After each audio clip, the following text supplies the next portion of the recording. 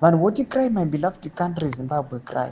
Konokwa kunzi right now as we are speaking pane matons nematons emaminerals ari kuuya panguva ino ari raw achangobva kumainiwa ari kuexportiwa achibudiswa munyika yezimbabwe. Sana pana mashoko atiri kuona kuti aiwa take my tv uya ichifumura zviri kuitika munyika yezimbabwe uchirikwa kunzi aiwa vakomana nyika yedu yangosara yangova deme. Panapa kune vanhu vari kunyatsoluta nyika, vanhu vakanyatsopepuka vakamuka nobvasubscribe like what on the bell icon.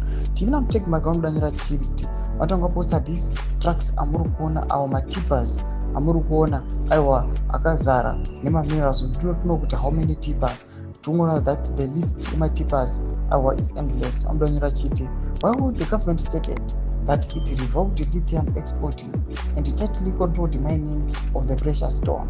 Raw lithium unprocessed has been seen by most locals from Bikita, Berengwa, Shavani, Goromons, and many other looted from various communities with zero environmental or community benefit. Hundreds of trucks are looted, some exiting to nearest border daily, and this has become a common feature.